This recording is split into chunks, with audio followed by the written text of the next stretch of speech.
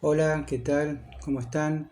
Mi nombre es Marcelo Tolosa, soy licenciado en enfermería y hice la diplomatura en enfermería escolar, así que hoy les voy a hablar de un tema realmente muy interesante que tiene que ver con la comunicación, ¿sí? Y que realmente cuando estamos enfrente de los chicos, de niños o adolescentes, la comunicación es muy distinta, ¿no es cierto? Porque ellos ven de una manera diferente, escuchan de una manera diferente, ¿no? A lo que nosotros les decimos. No jamás le podría estar hablando como un adolescente a un niño o viceversa. Pero hay algo que es muy interesante con respecto a la comunicación, es su origen, ¿sí? Desde lo evolutivo, lo voy a decir así en pocas palabras. La comunicación tal cual la conocemos, claramente llevó miles y miles de años en poder mejorarla, ¿no es cierto? Pero la comunicación surge básicamente para hablar de la persona que no está. Yo te aseguro que si vos estás tomando un café con alguien, ¿sí? A los pocos minutos vas a hablar de alguien que no está. ¿Sí? Puedes estar con otra persona, pero hay un fantasmático que siempre es el que está deambulando y es la persona que no está. O sea, la comunicación habla siempre de un ausente, ¿no? Entonces, cuando estamos con niños, ¿sí? Ellos no saben representar, o esto que nosotros decimos en psicología, la representación del ausente, ¿sí? Hay que ser muy cuidadosos con respecto cuando hablamos con conceptos abstractos, ¿no es cierto? Tenemos que hablar de cosas concretas, ¿sí? Y no de terceros fantasmáticos que es muy difícil que los chicos puedan conectar con esa información, ¿sí? Eh, También, siguiendo con el tema de la comunicación, hay un elemento que realmente es combativo y es la atención, ¿sí? Básicamente la atención es poner foco en un objeto, en una información y discriminar todas las demás, ¿no es cierto? Eso dentro de un ámbito escolar es muy complejo en algunas circunstancias. ¿Por qué? Porque hay un montón de variables, ¿sí? Que se hacen penetrantes, ¿sí? Ruidos de otros lugares, luces, hay muchos estímulos externos donde los chicos realmente les es muy difícil prestar atención, son periodos muy cortos, ¿sí? Y nosotros como enfermeros escolares, el momento sobre todo de transmitir información, tenemos que aprovecharlo del 100%, porque se dispersan rápidamente, ¿no? Entonces hay que poner un anzuelo a todo esto. Generalmente se manejan imágenes más que palabras. Recuerden que el discurso para los chicos es aburrido, ¿sí? Entonces, cuando estamos en un jardín de infantes o estamos en los primeros años de la primaria, acompañando, bueno, tenemos que hablar más desde lo no verbal que desde lo verbal, ¿no? Se puede teatralizar, se puede mostrar imágenes, hablar con ejemplos cotidianos, pero el discurso queda para otro momento en la vida de los niños, sobre todo cuando estamos hablando de etapas tempranas, ¿no es cierto? Que son esas primeras experiencias que también cabe destacar que, bueno, los padres lo transitan con mucha angustia, ¿no?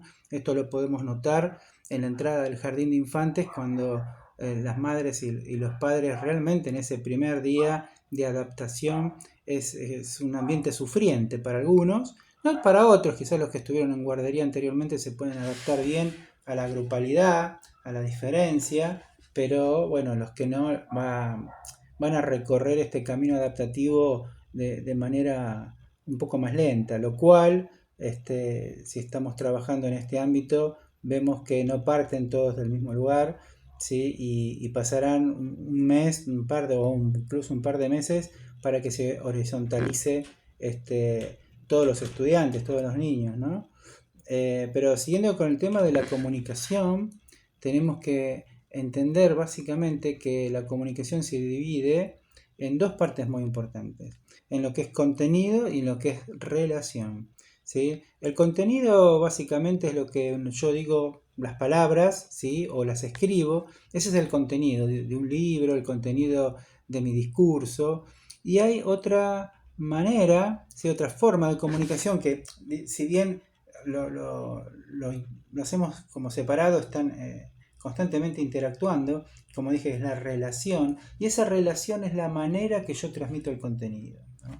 Entonces, esa manera que yo transmito el contenido es mi estilo de hablar, ¿sí? Pero hay que tener muy bien en cuenta que ese estilo marca algo muy, pero muy importante en la comunicación, que es el vínculo, ¿no? Como yo digo las cosas, establezco un vínculo con el otro. Entonces tengo que estar muy, muy cauto cuando estoy hablando con chicos o incluso con adolescentes, ¿no? Acá estamos hablando de todo el proceso educativo, de la primaria incluso la secundaria. La manera que yo hablo es muy, muy importante para los estudiantes, porque digo quién es el otro para mí, ¿no? Entonces hay muchas veces que el malentendido surge no por el contenido, sino por la relación. Entonces, tengo que primero me tengo que explorar un poco a ver cuál es mi estado de ánimo antes de entrar en ese desarrollo diario. Y, y bueno, esto es muy importante, ¿no? En los primeros minutos hacer como un chequeo de cómo estoy, porque no siempre me levanto de la misma manera, y poder acompasar a nuestros estudiantes como, como grandes enfermeros y enfermeras, ¿no? Como verdaderos enfermeros escolares. Eh, Ahora, la comunicación, estamos en dos discursos, ¿no? Es un discurso con los estudiantes y un discurso con las autoridades y demás, pero siempre teniendo en cuenta que el contenido de relación está presente. Ahora, hay otra cosa que tenés que tener muy, pero muy en cuenta, que es el axioma número uno de Paul Watzlawick, que habla básicamente que es imposible no comunicar, ¿no? Es imposible abstraerse de la comunicación. ¿Y por qué hablamos de esto? Y bueno, tiene que ver un poco con la relación también que hablé anteriormente, porque la comunicación es sinónimo de conducta, ¿no? Entendemos la comunicación como sinónimo de conducta. Entonces, partiendo de esa base, es imposible que yo no comunique. Eh, Siempre estoy comunicando, me dé cuenta o no. Entonces vuelvo nuevamente, ¿no? Esta introspección que uno tiene que tener antes de entrar en el ámbito escolar. ¿Cómo estoy yo de ánimo? Porque sé que no me puedo escapar de ese vínculo comunicativo con los demás. Eh, bueno, y también tener otras herramientas que van a estar presentes dentro de la comunicación. Una es el contexto, ¿sí? El enfermero escolar debe de conocer básicamente el contexto en que se desarrollan las conductas de este niño, ¿no? Por ende siempre digo que qué importante que es la familia dentro del ámbito escolar como epicentro comunitario, ¿no? Y si bien enfermería comunitaria no es lo mismo que enfermería escolar de ninguna manera, no puedo dejar de ver a la escuela como epicentro del barrio. Y el niño o la niña es un emergente de ese grupo familiar donde se desarrolla. Y cuanto más conozcamos de ese contexto de grupo, más vamos a interpretar las conductas de los niños, ¿no? Esto es muy, muy, muy importante, incentivar como enfermeros escolares a la familia que pueda interaccionar con nosotros, que tengamos una buena comunicación, que nos cuenten los obstáculos que tienen dentro del grupo, este, para, para poder acercarse a la escuela, que es un ámbito tan, tan importante para desarrollar a los futuros adultos, ¿no? Entonces, vuelvo a insistir que sin contexto no hay significado, ¿no? No puedo dejar de valorar, ¿sí? A ese niño como un emergente de un grupo, ¿no? Jamás, pero jamás podría valorarlo de manera individual, ¿no?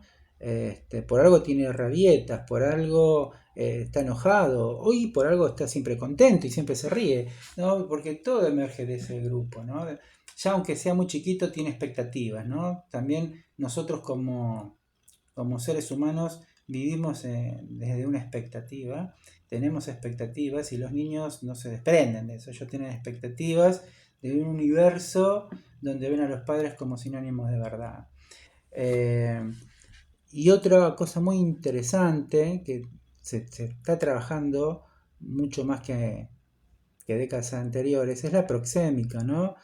Proxémica es la proximidad que tenemos nosotros con los estudiantes, y eso básicamente es muy, muy importante, ver, porque cada uno tiene diferentes actitudes, ¿no? El ser humano y nosotros como latinoamericanos, como argentinos, somos de tocar, de acariciar mucho, hay que tener mucha cautela con respecto a eso lo vamos a llamar proxémica. En el ámbito de enfermería ustedes la conocen como la distancia óptima o cercanía óptima, eso tenemos que ser muy pero muy cautelosos en el momento de acercarnos con mucho respeto, ¿sí?, a los chicos, teniendo en cuenta las bases normativas de la escuela y nosotros como también personas que nos acercamos con ciertas distinciones a los demás, ¿no? Algunos son más distantes, otros son más próximos, así que voy a tener que evaluar también eso en el momento de trabajar dentro de un ámbito escolar. Así que bueno, por ahora esto es todo, nos seguiremos viendo en el curso, y lo mejor para ustedes.